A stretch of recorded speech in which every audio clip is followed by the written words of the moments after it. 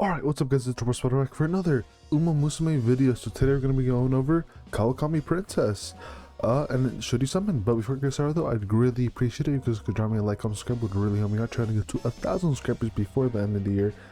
I mean, we're kind of already here, but you know, we'll see how far we get.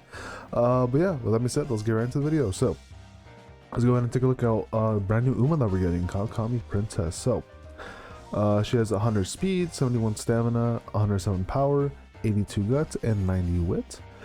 She has A for turf tracks, G for dirt tracks, distances, D for sprint, B for mile, A for medium, F for long. So pretty good on mediums. Can make her work on miles. Anything else not really worth investing into. For styles, she has G for front, C for pace, A for late, and D for end. So basically she's only going to be run as a late runner. For her growth rate, she has 10 into power and 20 into guts. So works pretty well, I'd say, for the most part, for being a late runner. Her unique skill, a princess must seize victory. Increased velocity with pretty princess power, or with pretty princess power, when engaged in a challenge on the final straight. So basically, you know, since she's a late runner, when she's going to be coming up at the very end, she's going to be challenging whatever Uma's in front of her that's a pace extra front runner, and then that's going to help her like get extra stamina to kind of or speed to basically beat them essentially. Then we got potential skills here for ascension. So we got late surger straightaways, so slightly increased velocity on a straight as a late surger, no stopping me, increased maneuverability when the way ahead is blocked in the last spurt, standard distances or distance, moderately increased performance over standard distances, multiples of 400 meters. And then finally, Rising Dragon, which I think El Condor Paso, the fantasy version, had. Increased velocity when passing another runner on the outside on the final corner as a late surger. So basically everything specifically tying into her being a late surger or a late runner, whatever you want to call her. But let's go ahead and take a little extra dive and deeper look as to what she has here. So here's her basically her max dupes for what her stats are going to be, all that good stuff here. Whenever her ascension skills, and then here's what's more important, the evolve skills. So if you win the Japanese Oaks or have at least 600 guts, and you win the Shuka Show or have at least 800 power, you increase or you upgrade No Stopping Me into Non-Stop Princess. And so if there's another girl in front of you, or right in front of you specifically, during the last part or last spurt of the race, your acceleration will greatly increase and your lane movement speed will slightly increase. So basically she's going to be getting extra speed by a significant amount, and she's going to be able to change her lanes if she needs to. And originally, No Stopping Me, increased maneuverability when the way ahead is blocked on the last spurt. So basically extra speed, and she's going to be able to really be able to maneuver a way around if she does get blocked. So that's pretty good. We have the next one here is for Rising Dragon. In the training event here, not sure which one this is specifically, but you get the best outcome by selecting choice 1, or get at least 4 skills for late aptitude. And then Rising Dragon becomes a Raging Dragon. So let's see, so originally Rising Dragon increased velocity when passing another runner on the outside of the final corner as a late surger. So now it's going to be during the final corner, if you overtake someone from the outside, your speed and acceleration will increase. So basically you get both, you get velocity and acceleration, so that's pretty good. And then here's going to be your skills from events. So you get Prepare to Pass, Home Search Haste, and then Outer Swell. So really good ones right here for the most part. Kind of funny with Prepare to Pass since it's her as a pace chaser, which you can make her work, but it's a bit rough around the edges for that one. Otherwise the other two work pretty well.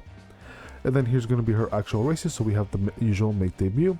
Then you have to have at least 7,000 fans, then place 5th or better in the Japanese Oaks, then place 3rd or better in the Shuka Show, then place 3rd or better in the Queen Elizabeth II Cup, then place 3rd or better in the Kinko Show, then place 3rd or better in the Victoria Mile, then place 3rd or better in the Tarazuka Kenan, and finally place 1st in the Queen Elizabeth II Cup, which is quite interesting that it's not the Army Kenan this time.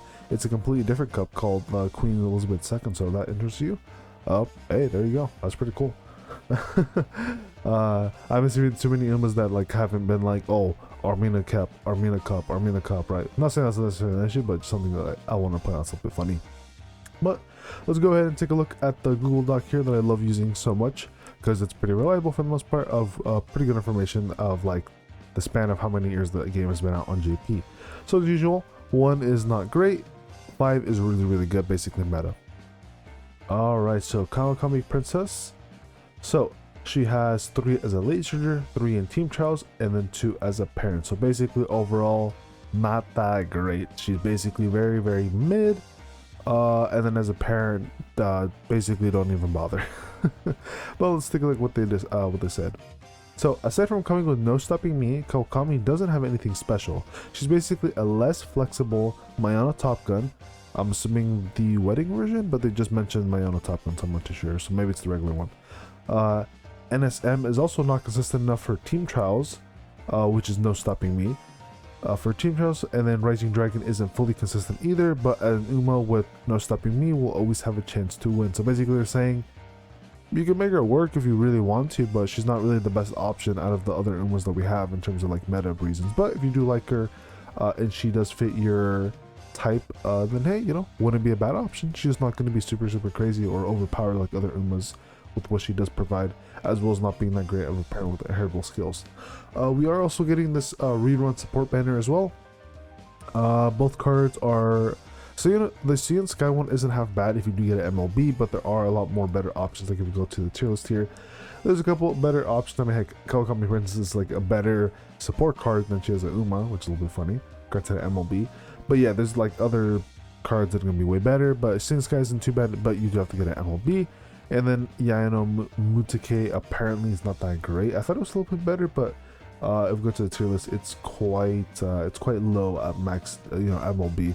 Whereas the brand new one, the Halloween one, is actually quite high up if you are able to get that duped up a little bit more. So that one would be the better one to summon on.